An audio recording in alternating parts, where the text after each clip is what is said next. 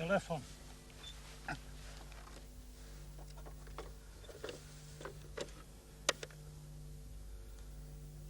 Nisam tu. Ne. Nisam tu. Ne postojim. Nisam tu! Baš na ovom mjestu. Dvojica čuvene braće. Dva Morića, dva Pašića. I Nađije, Bundžije i Kavgažije. Imali bi adet da dođu na ovo mjesto, jedan s jedne, drugi s druge strane i da ukrste svoje dugačke čibuke. Tu bi sjedili i pušili satima.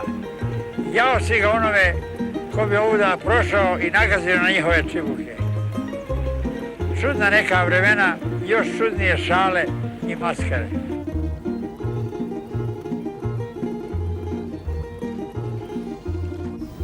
Zuko je volao da radi. On je uživao u radu. Nije to njemu bilo teško, volao je da. Ja, na primjer, uživala sam da gledam te njegove karikature. Crven fesić, joj mamice. Crvene fesiću, Dragana moga, joj mamo mamice. Ko bi i blesav pomislio da ću jednoga dana ovdje u gradu Fezu postojbini ove crvene kape po kojoj je dobila ime pjevati ovaj hit star ravno 100 godina.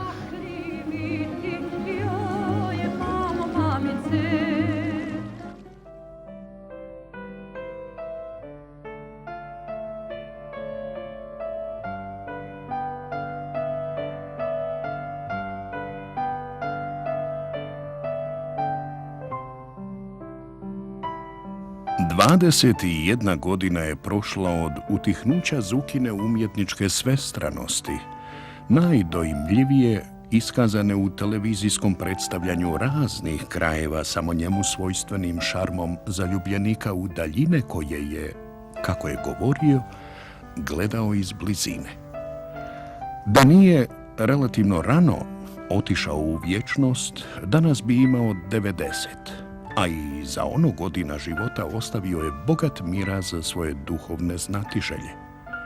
U knjigama putopisnih impresija, reportaža, novinskih priloga i priča, čiju osobenu literarnu vrijednost je prepoznao Ivo Andrić u svom nadahnutom predgovoru Zukinom Nekrologu jednoj čaršiji.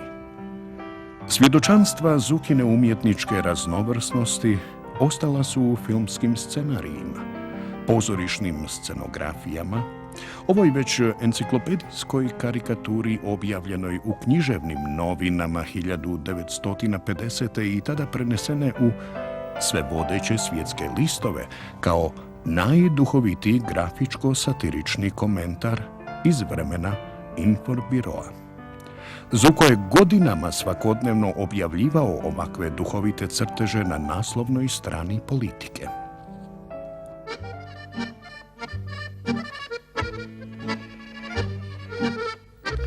Dokumentarni serijal Hodoljublja, gdje su se u potpunosti dopunili njegova putopisna oduševljenja i nadahnuća i režijska spretnost Rahmetli Mirze Idrizovića, danas je jedan od najvrijednijih filmskih arhiva javnog TV servisa, koji se povremeno reprizira.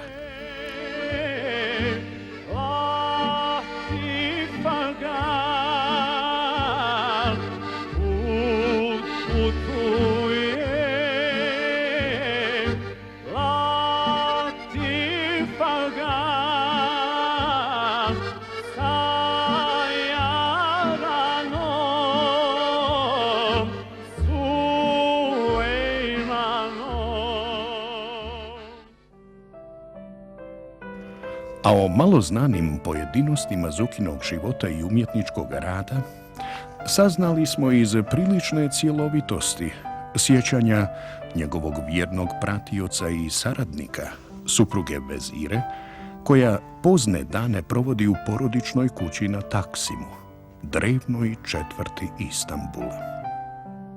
Ja Zuku znam kao beba. Razlika je svega 5 godina. Zato što Zukin otac je bio muftija u Beogradu, u Beogradskoj džamiji.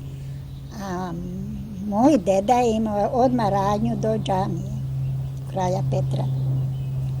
I moja majka je dolazila s decom kod dede i Zukina mama je dolazila sa 2 dece. Jer Zukin jedan brat je u Jasenovcu poginuo, ubijen je.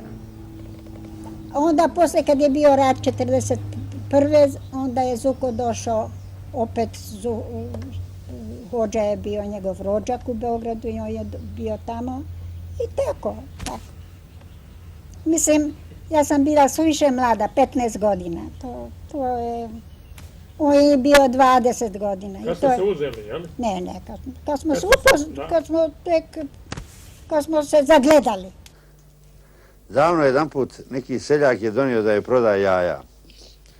I dok je ona išla da nađe pare da mu plati, da izruči jaja iz njegove torbe u neki sud, seljak je čučao ovako u jednom ćošku i gledao ove slike moga oca i moje majke. I gledao je dugo sliku moga oca i pita moju tetku Fatmu, ko ti je ovo? Ona kaže, to mi je brat. A on je pita, pošto dugog razmišljanja, a gdje je on sad? A ona njemu kaže, da si ti živ i zdrav, on je umro davno, ima 20 godina. A onda se on začudio, dobro otvorio oči, pogledao i rekao, a nu, tako ti Boga i sad ko živ. Zulfikar Zuko Džumhur, kojeg su neki prijatelji zvali Charlie, rodio se ovdje u ovoj kući u Konjicu 24. septembra 1921. godine. U mladosti je bio zgodan, u starosti je bio markantan. Učio je osnovnu školu u Beogradu, gimnaziju u Sarajevu, a slikarstvo i pravo u Beogradu.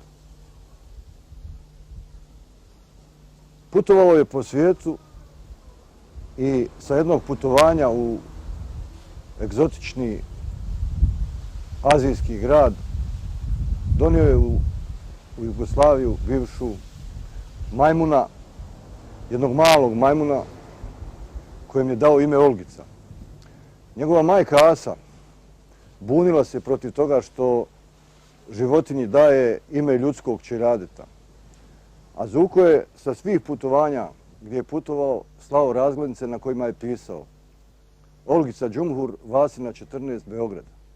Draga Olgice, dok ti glumiš damu kod kuće, ja izigravam majmuna pred televizijskim kamerama. Mirza je jedan divan čovjek. Blag, dobar organizator, vredan. Nikad među nama nije bilo nekih raspri ili neke, sve je bilo organizovano. Svako je radio najbolje što može. I kamerman Čolaković, ja ne znam šta je sa tim ljudima. On u Španiji radi kao snimatelj. A u Španiji radi, baš mi je drago. Pa onda rade, pa svi su bili divni ljudi i sposobni u svom poslu. Ja sam bila Mirzina sekretarica. Ali pošto sam bila najstarija, bilo me sramota da kažem da sam Mirzina sekretarica. Znam da si me pitao ti. Oni su svi bili jako mladi, mi smo već bili i onda stari. Znam da ste mislili, šta ste vi? Sad meni je bilo neprijatno da kažem da sam Zukina žena. Oni nekako kad imam svoju profesiju. Onda sam rekla, ja sam profesor francuskog jezika. Tu vam je bila prilika da budete s tim mladim ljudima, da vidite tolike zemlje. A drugo, u zemlje, znate šta, u Francuskoj ima jedno veoma važno zanimanje, prikupljanje materijala. Ja sam to radila isto. Prikupljala sam i to je savršeno nešto. Znate, meni je to isto jedan lep deo života.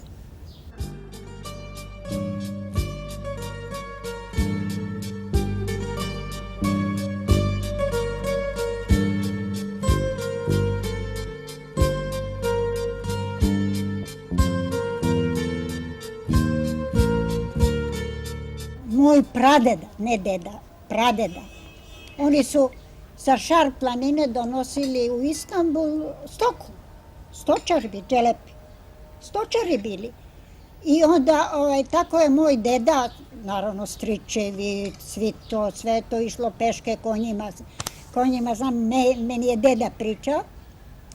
I bio je jak, mlad i on je, pre 300 godina, on je pobedio sultanovog rvača u Jadranu. I dobio je zlatni kemer i dobio je pare i s tim parama je otvorio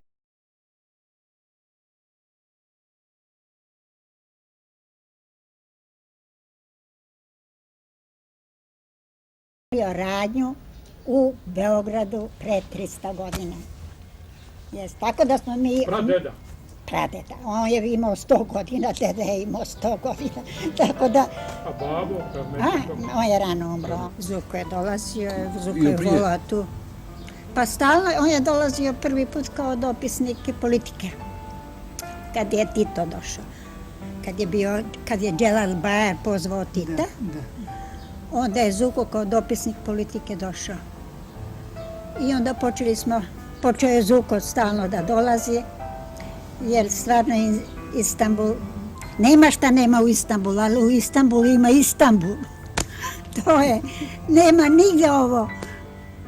Znate, i Pariz je divan i sve to, ali ovo je nama blizu. Pisci su dolazili ovde, na primjer Karl May. Možete to da koristite. Imate od Istanbula do Bagdada. Ima jedno 20-30 stranica, opisuje tu samu zgradu, mislim, divne stvari, onda koje još, nema francuski pisac koji nije došao.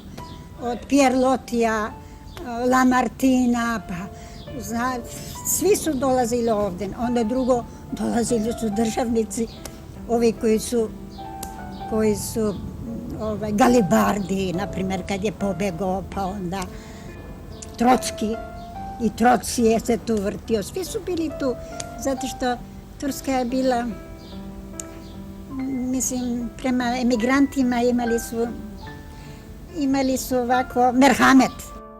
Ima tu jedna slika ove baš ulice, ove Galivdeda ulicu koja se spušta na Kadikoj. Znate, kad smo mi došli 50. Onda je ta ulica bila skoro u raspadu, znate, sve je bilo zapušteno, ali bilo je drevno. A Zugi se strašno dopadalo ona Arnautska kaldarna. Oni su ludi, skinuli su kaldarnu, stavili su beton, ali su sve ove male kutice koje su pod zaštitom države, sve su ko male bombone. Sve je to uređeno, sve je to dotarano, sve su to mladi ljudi. Kad sam ja došla u Istanbul je bio svega 1,5 miliona stanovnika. A Beyoğlu to je bila elita. Tu niste mogli muškarca da vidite bez mašne, ženu bez šećira. Znate, sad je svugde kao što svi putuju avionom, sad nema elite, sad je sve narodno.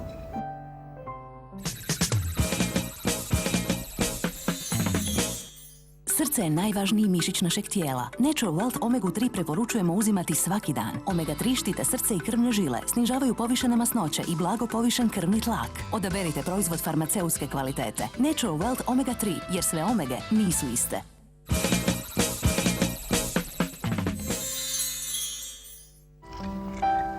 Čovjek i ne može imati pravu mjeru o svome starenju ako ne posjeti grad svoje mladosti.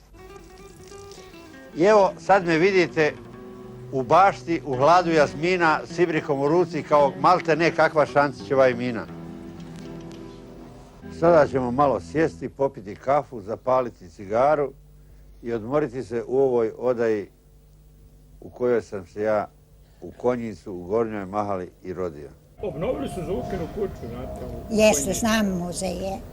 To su mladi ljudi koji su se stvarno borili, nema više Konjic tih sredstava, mislim da je ta fabrika propala municije, ja ne znam kako to stoji.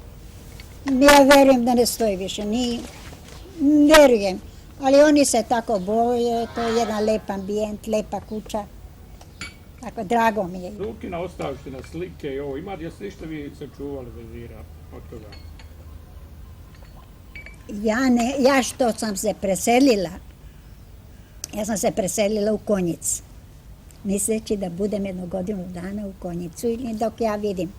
Međutim, došao je rat, šta je ostalo, šta mi je ostalo, ja sam to sve poklonila kulturnom centru. I bilo i lepih stvari. A šta je bilo i kako je bilo, ja to ne bi imala srca da to... Tako da sam ja rekla da oni što im se dopadne, uzmu što im se ne dopadne. Eto, to je. Inače, autorska prava ja sam dala sve čerki, tako da se u to ne meša. A sad zavisi od Konjica kako ću uspostaviti, šta će to. Ne znam šta. Nemam. Ne znam šta da vam kažem. A dolazi li čerka često dođe? Vole Istanbul. Pa ko ne bi volio Istanbul? Carigrad, Divan. Ma ne, eto što sam vam rekla, znate, ja sam bila 2 godine u New Yorku i počela, sve sam imala. Moja sestra nema dece. Materijalno dobro stoji, ima božanstvenu vilu, sve to. Može je bio Amerikanac, inženjer. Ja sam imala sam svoj stančić. Nisam bila s njima. Ali ja sam počela depresivna da budem. Znate. A to sam vidjela, to sam prvi put vidjela kad sam ja došla ovdje da vidim mog oca, znate, i tu emigraciju. Onda sam sebi rekla da ne bi nikad volila da budem emigrant.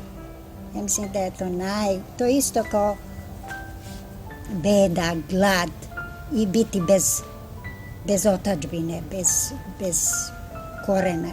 Ja mislim da je to najstrašnije.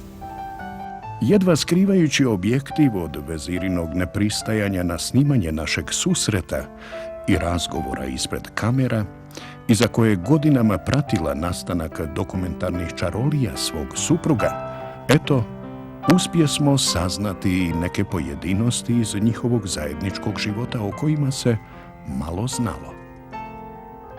Ostajući do kraja odana vlastitoj skromnosti, nije hvalisavo isticala svoj nezamjenjiv doprinos nastajanju hodoljublja, a i svakog drugog umjetničkog produkta Zuke Džumhura, za koga je Vladimir Bulatović Vib rekao da je dijete koje je renesansa zaboravila i ono se, eto, pojavilo u ovo naše oskudno vrijeme. Nasmiješite se!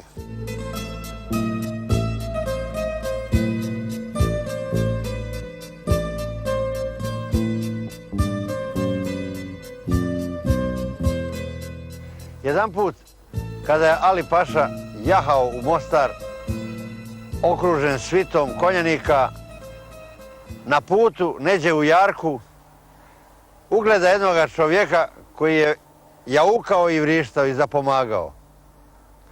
Ali Paša sjaha s konja, priđe mu i upita ga: "Magarče, što se toliko dereš?"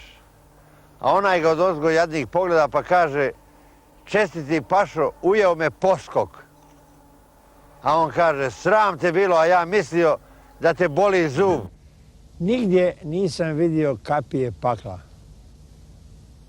ali znam da ih negdje mora biti i da se kroz njih ulazi u svijet čamotinje, otuđenosti, osame i melanholije. Ja ih nisam vidio, ali ih slutim, negdje ih mora biti. Ima stvari koje sam uzalud tražio tabanajući ovim bijelim svijetom. Tražio sam vesela groblja, ali ih nigdje na svijetu nisam vidio. Njih ima samo na padinama ovoga grada, gdje mrtvi žive u komšiluku sa živima i gdje mrtvi iza svojih kamenih biljega klate se, tumaraju i idu da se ponovo u kolo života uhvate sa nama.